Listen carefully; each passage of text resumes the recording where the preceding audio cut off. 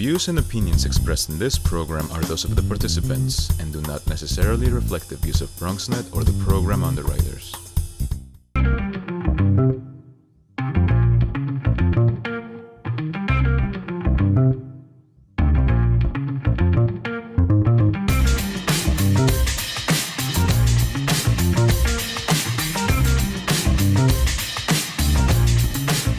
Good evening and welcome to the Bronx Buzz. This is BronxNet's program where we talk to writers and editors and journalists and photographers and videographers.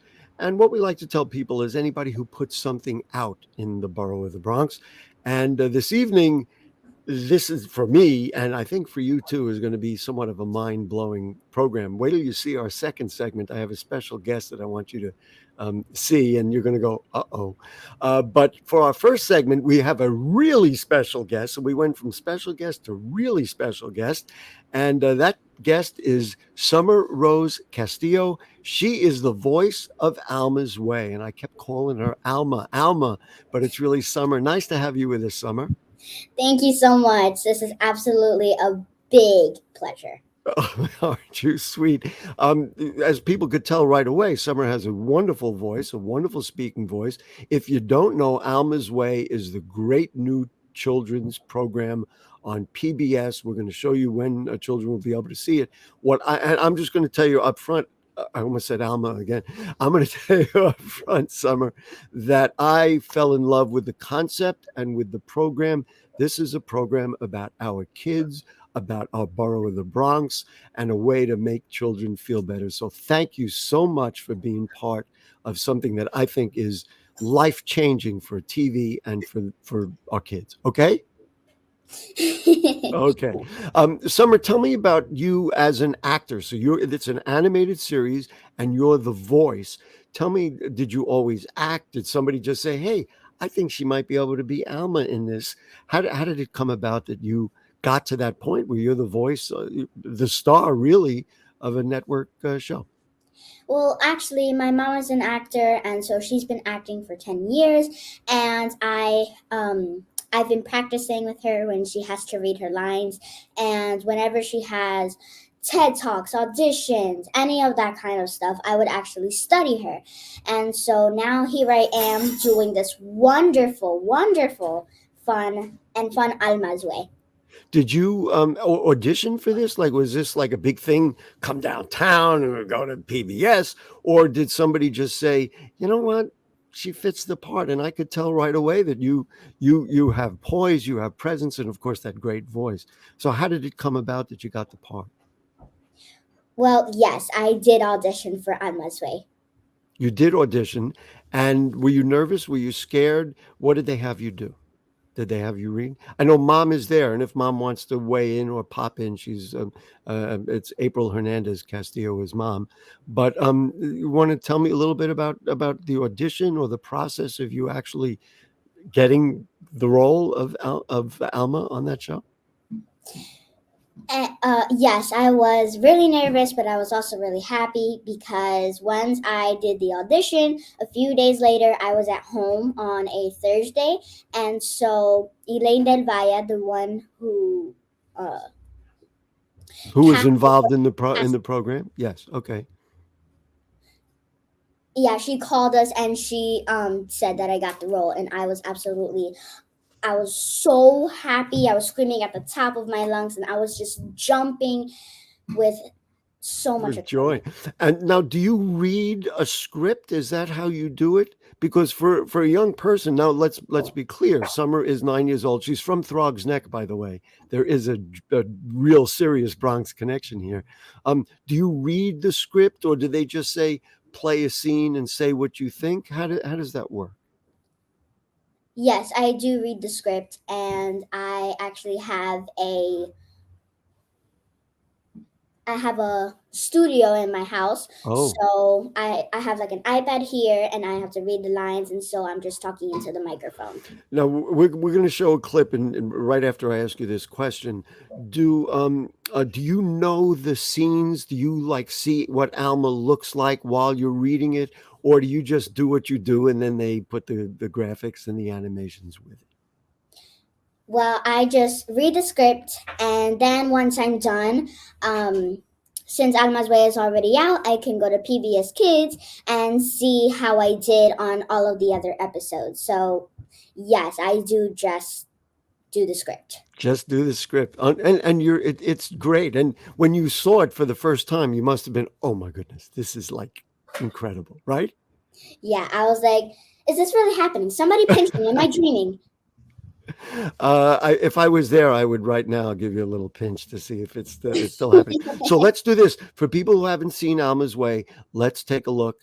This is Summer Rose Castillo of the Boogie Down Bronx from Throg's Neck, and she is literally the star of the new animated series on PBS, Alma's Way. Here's my drum roll. Take it away, Summer Rose Castillo. Hey, everyone! Huh? Since we all have different ideas, what if we sketch our designs and show them to Mr. Huda? He can pick which one he likes best for the mural on his gate. Yeah. Great idea!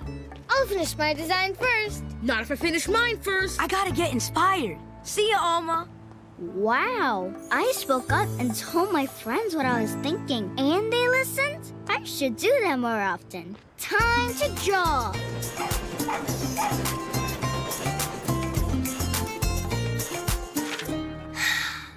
I can't think of anything to draw. Alma! Come on, we're ready. I'm still looking for inspiration. Just close your eyes and turn around a few times. Then, when you open your eyes, draw whatever you see. That just might work. Turning, stop. Oh. My neighborhood looks so cool from my window. I know what I'm gonna draw.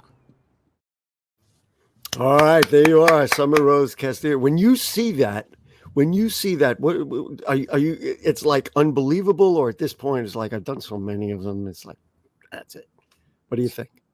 It's just so exciting to hear my voice on TV and any other devices that you have, and it's just so amazing, and it's a big blessing for my family and I. Wow, isn't that wonderful? I mean, this is a great Bronx story. I want to try something. Okay, you ready? You ready? I'm totally ready. Can I do a little scene with you? Okay, you and me. Okay, you're going to be Alma in a bakery on Arthur Avenue. I'm going to be Mr. Gary, and you're going to have to choose between which pastry you want to eat. Okay, so. Okay, and we just want you to say which one you like the best. Okay, so here we go. Okay, just go with me. Okay. Hi there, Alma. Nice to see you today. Thank you for coming into my bakery. Oh, this is way exciting, and I'm really waiting for something to eat.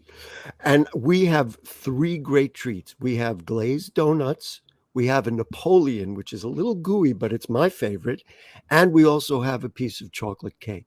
Which one of those is your favorite? And I know it's hard to choose, but you I'm sure, can come up with just one.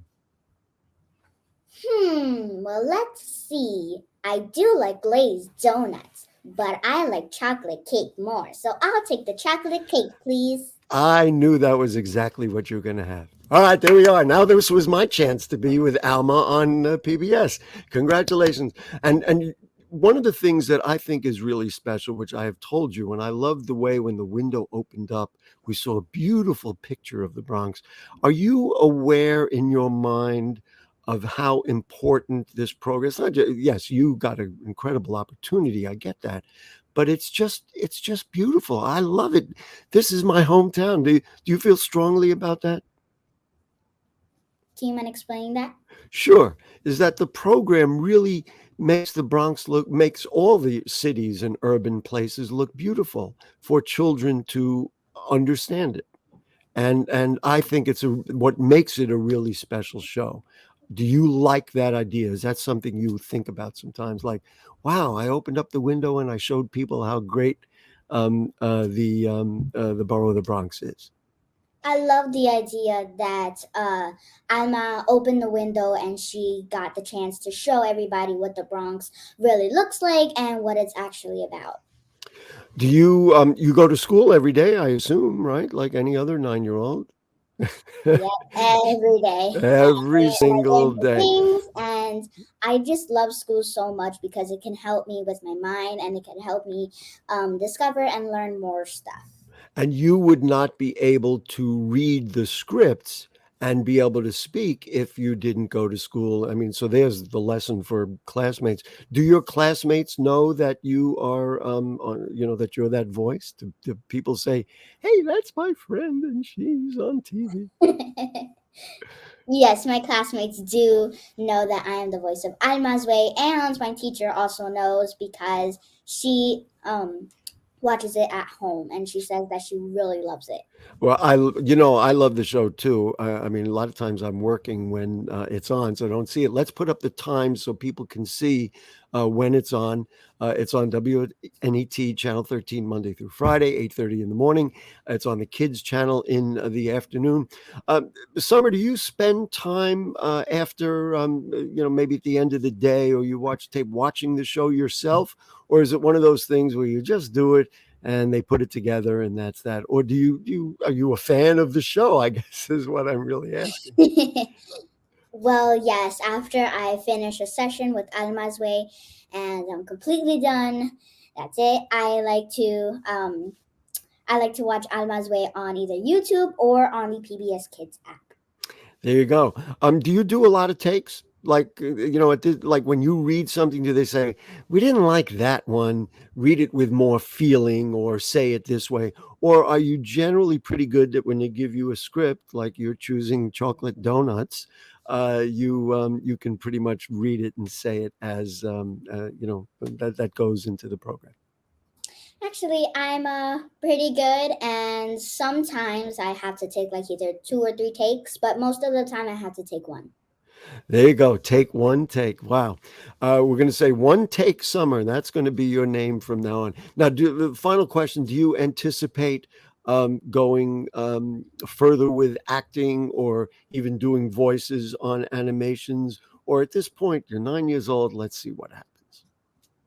Yes, I'm really looking forward that I can continue with Alma's Way, that we're doing a season 2, a season 3, and on and on and on.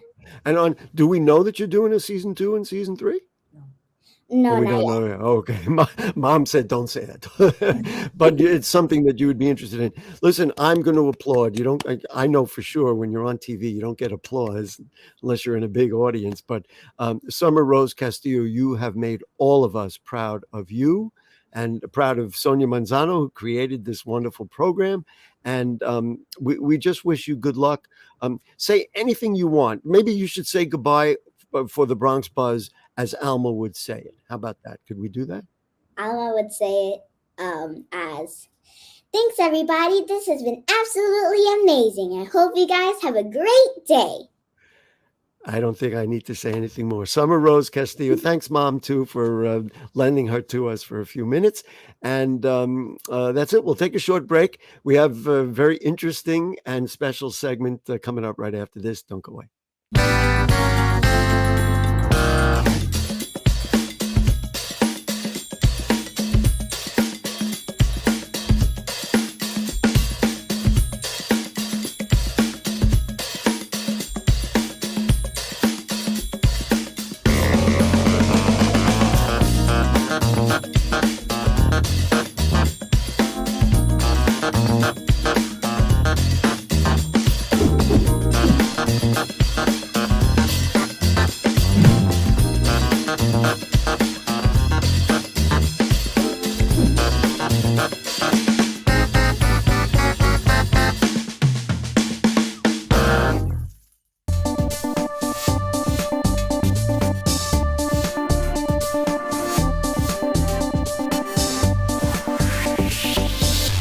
When taking public transportation, don't touch your phone.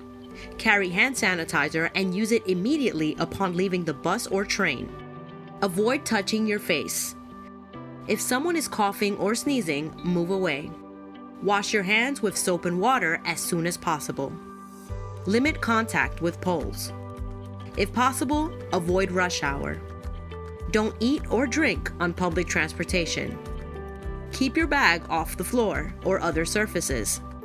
Avoid directly touching turnstiles. Stay up to date with the latest from your local health department and CDC.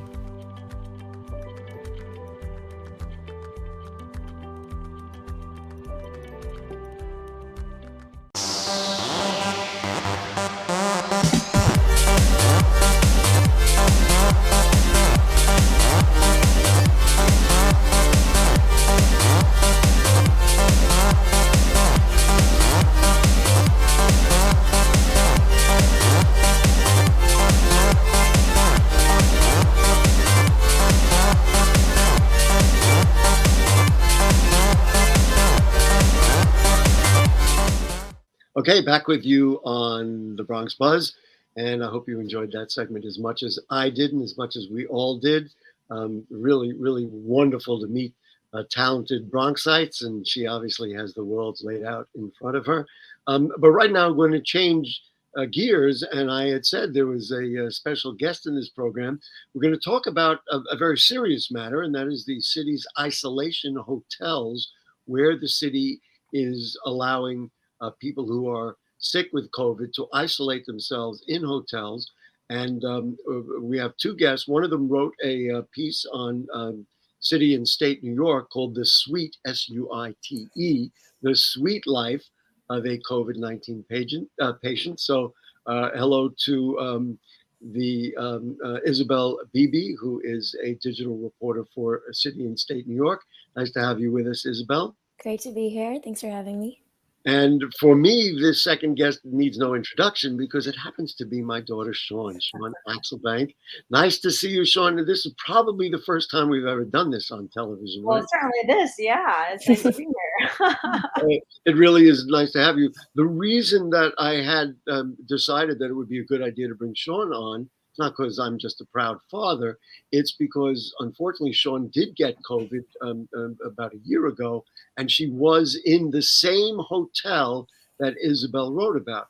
And I thought it would be interesting to compare their experiences. So, Isabel, let's just start with you. You wrote this story about your experience in New York City's isolation hotel program. Why don't you explain a little bit about what the program is, and then we can get into comparing the two experiences. Yeah, the isolation hotel program basically just allows any New Yorker who needs to isolate from, we all live in small apartments here, to isolate from their roommates for free. Everything is completely free. You just call a number and they assign a hotel room to you, and they even send a cab to pick you up completely free. And they kind of walk you through the whole process. So it's super easy as long as you have the number. And one of the, I think, most important aspects of that is that if you live with roommates, and at the time Shawn was in also, she was with roommates, then if you're at home, it's almost like guaranteed they're going to catch it. There's no way they can catch it. So so that it's a good concept. Was it a good experience? Was it the right experience for you when you were ill? Yeah, it absolutely was the right experience for me. I definitely went in a little bit scared to be alone for 10 days, especially having an illness that I had never had before. But all of the nurses were incredibly kind. I felt very taken care of, very looked after. I think the hardest part was just the beginning and kind of recognizing that I was going to be alone for those 10 days. But after that, I watched Harry Potter every night. I really kind of sunk into it and felt a little bit sad to leave, which was sort of odd, but that is sort of odd. How ill were you? Were you seriously debilitated? Yeah, so the first, I would say 3 to 4 days, I couldn't really get out of bed. My whole body hurt really badly. But then after that, I was pretty much fine. I just lost my sense of smell and taste. But for the second half, I was completely fine except for that smell and taste aspect. Let me bring Shawn then into the conversation. Now, Isabel was there in September of 2021, so in a way we're chronologically reversed.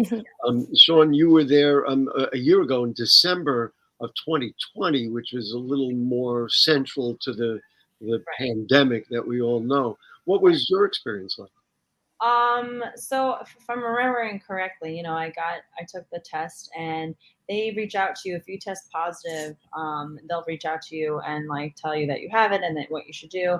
And I think when I found out that I was positive, I had a friend who knew about this program first. So I asked about it when they called me to tell me about my results and what I should do. And so I don't even know. I think there was a number, but she was talking about that number. And I think I used that number, but initially when they got in touch with me, I asked about it immediately. And then they told me, I think, to call this other number. And you did that. Now you lived in a house with other roommates. Yeah, so I lived, yeah. You did that knowing that if you had stayed in that house, everybody would have gotten sick. Oh, yeah. I mean, I had a couple of roommates, one in particular, who was very cautious and very, very concerned. And so it was for everybody's health and mental health and well-being that I get out of there. So I was immediately sort of like, once I found out, I was like, kind of like, all right, I need to get out of here. I need to figure out what to do because everyone else is going to be very uncomfortable. So, and listen, we'll add another element as the parent of somebody who was ill. And of course, we were at that time and at any time, we're all completely frightened if somebody catches it. And then we said, well, we can't go over there to assist. We can't do much. When I heard about it, I said, you know what? This kind of makes sense. Shawn, just describe how you were cared for in December. And this was the LaGuardia Plaza Hotel, right? Right. And also, this was before the vaccine and everything. That's right. Of course, So when I was sick, I was really sick. I was like, I thought it was a really, really bad flu at first, but because I feel like I didn't experience any of those other symptoms of smell and taste and all that. So I thought I just got really wiped out by a bad flu. But basically, yeah, they provided a free taxi to and from the hotel. And then when I got there, everything was run by nurses. So there was no hotel staff, no one was checking you in. But they did check your passport and they checked to make sure you were who you said you were. I did wait for a little bit of once I got to the hotel, it took some time for me to get to my room. But I mean, at that point, I was still feeling quite ill. So I was just sort of sitting there trying to relax for a second. And so in a way, being there alone, which is difficult, Isabel has already talked about what it was like to be alone. But there was no pressure. You didn't have to cook meals for yourself. They brought. No, I actually was looking forward to being alone. So I lived with 3 other roommates at the time, and I was like, "Great, I'm gonna be by myself." And this is and I don't have to worry about. They fed you, and then they also came by and took your vitals, and so you had at least some medical care if, God forbid, something went wrong. They checked in 3 times a day. And at first I was like, because they would kind of wake you up sort of loudly. I don't know what your experience was. But actually it sort of helped the days move along faster because then I had something to mark the day, they're going to check in a couple hours, give me food. So it did help along with the days because you really had nothing to do but sit there. I mean, I also was quite sick, so I enjoyed sitting there. But I think the checking in 3 times a day helped the days. And if you're a young adult in New York or anywhere, you would have to make your own meals and all that stuff, and that was taken care of. Isabel, you had one advantage being a little bit later in the process. You wrote about being able to go outside, that there were, it was almost like a hospital or whatever, that they let you out. What was that experience like? I know when Shawn was in there, they wouldn't let anybody look at anybody. Oh, you couldn't go outside? No, that's not right. Oh, they allowed, if you wanted to. I was just so sick that I didn't want to go anywhere. Yeah. Wow. No, there was an option to go outside. My first 2 days I didn't go outside either. And Isabel, so you did go outside and you wrote a little bit about that experience of being with other patients, and there's the article, you can see it. But you wrote about the experience of being with other patients. Just talk about kind of the, I don't know what it is, collegiality between people who are cooped up for the same very terrible reason. Yeah. In the same way. What was that like? Yeah, honestly, it was really sweet, just and reassuring to be around other people going through the same thing. Everyone kind of respectfully kept their distance, but when you're like riding in the elevator together, waiting for the elevator, we'd kind of chat about how we felt like mental patients a little bit being paraded out in a single file line outside. Yeah, but there definitely was a lot of camaraderie. People were asking, how many days have you been in here? How much longer do you have? How are you passing your time? And it definitely made me feel less alone. And it was nice to know that everyone around me was so nice. Isabel, I'm going to make the assumption because you seem well and you're completely healed. Let's get some final words then, Isabel. I'll give my final words. As a parent, I thought this was as horrible a situation as it was, really an ingenious way of dealing with it, and also looking to give my daughter the help that she could get. This was a great way to do it. Do you concur with that? The city did the right thing. Yeah, I completely agree. I think it's an amazing use of resources, and I feel very lucky to have been able to. And you know what? The people will say, "Well, did you get a bill afterwards?" And the answer to that is no. Right? Nope. So Shawn, you get the final word. What do you think about the program? Looking back, I mean, I know that thank goodness you are well and healthy and back to your life. But what did that program at the LaGuardia Plaza Hotel do for you, and how do you look back on those days, those difficult days? Extremely positive. Yeah. I mean, as far as the city doing good things, that was definitely one of them, and in a difficult time, and making sure that everything was, it was organized very well. Even just the pickup and the drop off was all done, all things considered, pretty smoothly. And I think that for a lot of people, as Isabel said, living in New York on top of each other with roommates, to have this option and try to like really be safe and cautious about preventing spreading it around as much as you can. It was an excellent thing. And I told everybody I knew about it. I'm like, if you get COVID, you should do this. So, yeah. And I think what we're going to do, we're going to put the number on the screen. Happily, we don't have the same infection rates that we had when Shawn was there in December 2020. And frankly, not even what we had since Isabel was there in September 2021. But if you know somebody, if people are together and somebody gets ill, we will put those numbers up on the screen, and then people will be able to do it. So I want to thank Isabel Beebe for joining us. We really appreciate your time. We always appreciate City and State New York, one of the best political magazines in the state, maybe in the nation, and we appreciate all the work that you do. I mean, what do I do? How do I say goodbye to my daughter? I'll see you later, Shawn. I'll talk to you. I can say I love you, Shawn. That's the first time I ever said that to a guest. That's okay. Anyway, that's it. And we do want to thank Summer Rose Castillo for being with us. She's the voice of Alma's Way. That was truly exciting as well. And exciting for me to have my daughter on the program as well as Isabel. So that's it. You know what's going to happen next? We'll see you next week. Good night.